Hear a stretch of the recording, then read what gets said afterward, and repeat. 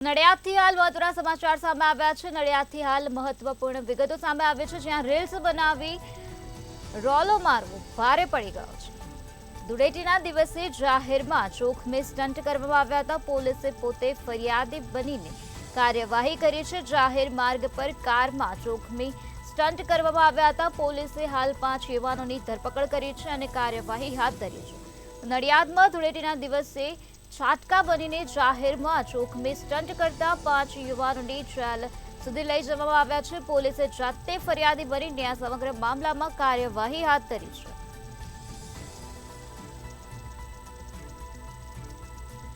પીઆઈએ પણ ખાસ ટીનેજર્સ અને યુવાનોને આ રીતે કેરિયર ન બગાડવા અપીલ કરી છે। આજના યુવાધન સોશિયલ મીડિયામાં લાઇક્સ મેળવવા માટે ગમે તે હદ સુધી જઈ રહ્યા છે, ત્યારે જાહેરમાં છાટકા બનીને રીલ્સ બનાવવાનો આ રોલો તેઓને ભારે પડી ગયો છે। નડિયાદમાં ધૂળેટીના દિવસે છાટકા બનીને જાહેરમાં જોખમી સ્ટન્ટ કરતા 5 યુવાનો જોવા મળ્યા। તે યુવાનો વિરુદ્ધ પોલીસે જાતે ફરિયાદી બનીને કાર્યવાહી હાથ ધરી છે।